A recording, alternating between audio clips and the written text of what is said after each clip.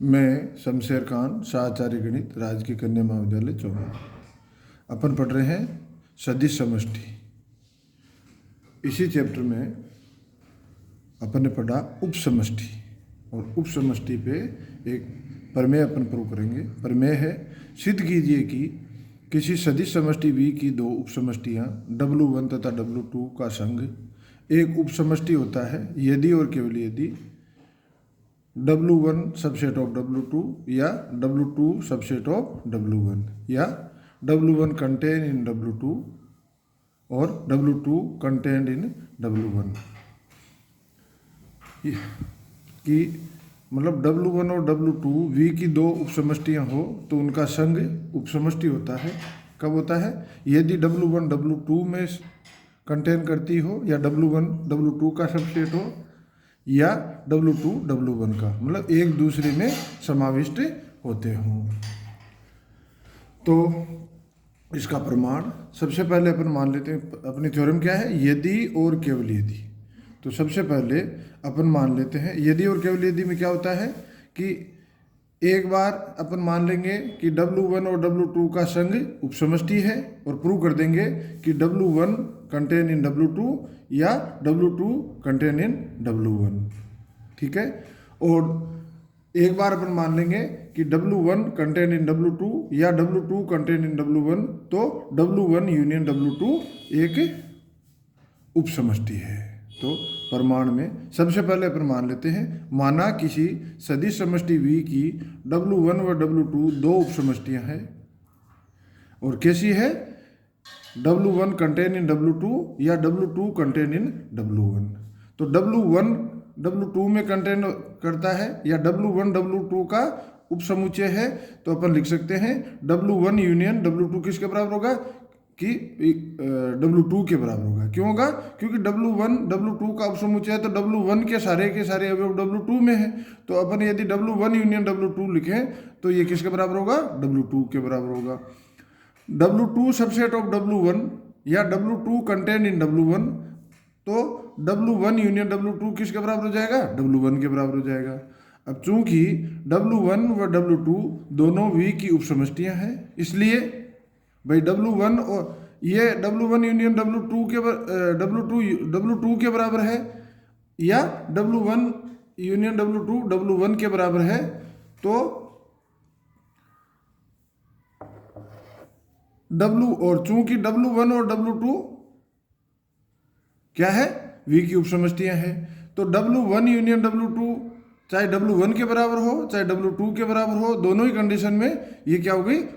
उपसमष्टि हो गई, क्योंकि दोनों स्थिति में किसी न किसी उपसमष्टि के बराबर है और इसलिए W1 यूनियन W2 उपसमष्टि है। तो अपन लिख सकते हैं चूंकि W1 व W2 दो V की उपसमष्टियां हैं, इसलिए W1 यूनियन W2 भी सदिश समष्टि V की उपसमष्टि है। क्यों है? क्योंकि दोनों ही कंडीशन में या तो ये W1 के बराबर है या W2 के बराबर है। ठीक है, विलोमतः माना W1 यूनियन, अब अपन ने क्या माना कि W1 और W2 V की दो ऐसी उपसमष्टियां हैं कि W1 कंटेन इन W2 या W1 सबसेट ऑफ W2 या W2 सबसेट ऑफ W1, ये मान लिया। ठीक है। अब अपन मान लेंगे और प्रूव क्या कर दिया कि W1 यूनियन W2 सदिश समष्टि V की उपसमष्टि है। अब इसका विपरीत मानेंगे तो ये अंतिम जो प्रूव किया उसको मान लेते हैं। तो माना W1 यूनियन W2 सदिश समष्टि V की उपसमष्टि है, ये मान लिया। और अपन प्रूव क्या करेंगे कि W1 W2 में कंटेन करेगा या W2 W1 में कंटेन करेगा। ठीक है। अब हम सिद्ध करेंगे कि W1 सबसेट ऑफ W2 या W2 सबसेट ऑफ W1।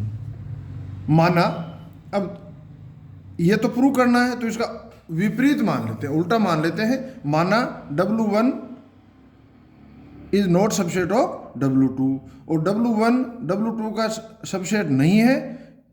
इसका मतलब क्या हो गया? There exist W1 belongs to W1 तथा W1 not belongs to W2, मतलब W1 W2 में कंटेन नहीं करता है, W1 W2 का उपसमुच्चय नहीं है। इसका मतलब W1 में कम से कम एक ऐसा अवयव विद्यमान होगा जो W2 में नहीं है। तो अपन ने इसका मतलब लिख दिया कि W1 not subset of W2, then there exist मतलब एक ऐसा अवयव विद्यमान होगा, there exist W1 small W1 belongs to W1 और W1 not belongs to W2। W1 मतलब W1 W2 का उपसमुच्चय नहीं है, इसका मतलब W1 में एक ऐसा अवयव स्मॉल W1 विद्यमान है जो कि W2 में नहीं है। इसे नंबर 1 दे देते हैं।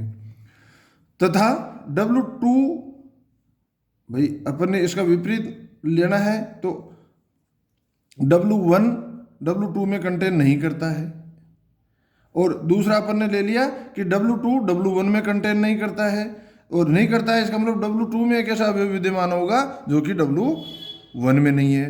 तो then there exist small W2 belongs to W2 तथा W2 not belongs to W1। इसे नंबर 2 दे देते हैं। तो अपन ने ये मान लिया कि W1 not belongs to W2 या तथा W2 not belongs to W1। ठीक है, और इसका मतलब भी मैंने इसमें बता दिया। भाई W1 W2 में कंटेन नहीं करता है, इसका मतलब W1 में कम से कम एक ऐसा अवयव है विद्यमान है जो W2 में नहीं है, और W2 W1 में कंटेन नहीं करता है, इसका मतलब W2 में एक ऐसा अवयव है जो W1 में कंटेन नहीं करता है। अब W1 belongs to W1 small W1 belongs to W1 अपने पास है। इसका मतलब क्या हो गया, W1 किस में होगा W1 यूनियन W2 का, ये जो स्मॉल W1 है वो W1 यूनियन W2 का अवयव होगा। सीधी सी बात है कि W1 यूनियन W2 में कौन से अवयव होंगे, W1 के सारे अवयव होंगे और W2 के सारे अवयव होंगे। और दूसरा W2 किसका अवयव लिया है, W2 का, स्मॉल W2 किसका अवयव लिया है, W2 का। इसका मतलब W1 यूनियन W2 का अवयव होगा। क्यों होगा, क्योंकि W1 यूनियन W2 में W1 और W2 के सारे अवयव हैं। चूंकि W1 यूनियन W2 उपसमष्टि है, ये अपन ने लिया है, माना क्या है, विलोमता अपन ने क्या माना कि W1 यूनियन W2 उपसमष्टि है, अतः W1 belongs to W1 union W2, W2 belongs to W1 union W2। ये चीज़ अपन ने पीछे लिखी है किस आधार पे कि W1 स्मॉल W1 का अवयव है तो ये W1 यूनियन W2 का अवयव होगा, W2 का अवयव है तो ये W1 यूनियन W2 का अवयव होगा। और चूंकि W1 यूनियन W2 उपसमष्टि है तो उपसमष्टि की परिभाषा में क्या होती है भाई, दो अवयव उसके हों तो उन दोनों अवयवों का योग उसका अवयव होगा, और एक अदिश अचर के साथ अदिश गुणन भी उसका अवयव होगा।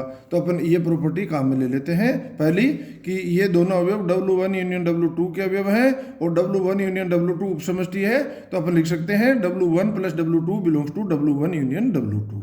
ठीक है, अब W1 plus W2 belongs to W1 union W2, then W1 plus W2 belongs to W1 या W1 plus W2 belongs to W2। ये W1 प्लस W2 या तो W1 का अवयव होगा या W2 का अवयव होगा। अब अपन ले लेते हैं, पहले तो ले लेते हैं कि W1 प्लस W2 W1 का अवयव है, दूसरा ले लेते हैं W1 प्लस W2 W2 का अवयव है। यदि W1 plus W2 belongs to W1, ये ले लिया, चूंकि W1 V की उपसमष्टि है अतः W1 belongs to W1, small W1 belongs to W1 अपन ने पहले ले रखा है तो अपन इसको काम में लेते हैं। तो W1 बिलोंग्स टू W1, और अभी अपन ने लिया कि W1 plus W2 belongs to W1, तो W1 plus W2 belongs to W1, then अब minus W1 belongs to W1 क्यों होगा भाई, क्योंकि W1 उपसमष्टि है तो वो समष्टि भी है, और समष्टि है तो W1 प्लस क्या है, एक क्रम विनिमय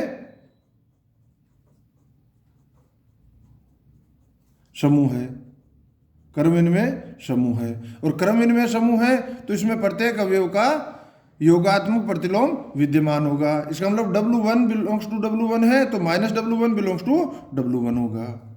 ये है इसकी प्रॉपर्टी। और then W1 plus W2 belongs to W1। क्यों भाई? क्योंकि W1 उपसमष्टि है तो इसमें योग संक्रिया सुपरिभाषित होगी। तो योग संक्रिया सुपरिभाषित होगी तो W1 माइनस W1 और W1 प्लस W2 का योग भी W1 का अवयव होगा। अब अपन साचर्यता लगा देते हैं। क्यों लगा देते हैं? क्योंकि W1 क्या है? एक उपसमष्टि है। उपसमष्टि है तो ये W1 प्लस क्रमविनिमय समूह है। क्रमविनिमय समूह है तो इसमें योग संक्रिया साचार्य होगी। तो अपन ने साचर्यता लगा दिया। तो माइनस W1 प्लस W1 कोष्टक में plus W2 belongs to W1। Then 0 plus W2 they equal to W2। 0 plus W2 को अपन क्या लिख सकते हैं? W2 बिलोंग्स टू W1, जो कि 2 का विरोधाभास है। क्योंकि अपन ने क्या लिया था कि W2 W1 का अवयव नहीं है। ठीक है, जो कि विरोधाभास है। किसका विरोधाभास है? कि अपन ने ले लिया कि W1 जो अपन ने लिया था W1 not belongs to W2। ठीक है, तो एक चीज तो अपने को मिल गई जो कि 2 का विरोधाभास है। जो अपन ने लिया है कि W2 बिलोंग्स टू W1 और जो कि अपन ने जो अपनी मान्यता है, जो अपन ने माना है उसके आधार पे ये संभव नहीं है। तो अपन ने लिख दिया जो कि 2 का विरोधाभास है। ठीक है, और आगे अपन ले लेते हैं। पहले अपन ने लिया W1 plus W2 belongs to W1। अब ले लेते हैं यदि W1 plus W2 belongs to W2। क्यों? अपन ने शुरू में लिखा है ना W1 plus W2 belongs to W1 या W1 plus W2 belongs to W1, तो दोनों में से एक होगा। तो पहले तो अपन ने ये ले लिया। अब अपन ये ले लेते हैं कि W1 plus W2 belongs to W2। चूंकि W2 V की उपसमष्टि है अतः W1 plus W2 belongs to W2 जो अपन ने लिया है। और जो पहले अपन ने लिया W2 बिलोंग्स टू W2, तो उस आधार पे अपन लिख सकते हैं W1 plus W2 belongs to W2 और minus W2 belongs to W2। क्योंकि W2 उपसमष्टि है तो W2 प्लस एक क्रमविनिमय समूह होगा और इसलिए उसमें प्रत्येक अवयव का योगात्मक अवयव विद्यमान होगा, योगात्मक प्रतिलोम अवयव विद्यमान होगा। इसका मतलब W2 का अवयव है तो माइनस W2 भी W2 का अवयव होगा। अब चूंकि W2 उपसमष्टि है तो अपन लिख सकते हैं W1 plus W2 plus minus W2 belongs to W2। Then W1 plus W2 minus W2 belongs to W2 साचर्यता से। Then W1 plus 0 belongs to W2। Then W1 belongs to W2 जो कि 1 का विरोधाभास है, जो कि 1 का विरोधाभास है। उपरोक्त दोनों विरोधाभास होने से सिद्ध होता है कि W1 belongs subset of W2 या W2 subset of W2 subset of W1। किसका विरोधाभास है? कि अपन ने जो लिया था W1 note subset of W2, W2 note subset of W1, इन दोनों का विरोधाभास हो गया। इसका मतलब W1 सबसेट ऑफ W2 या W2 सबसेट ऑफ W1। धन्यवाद।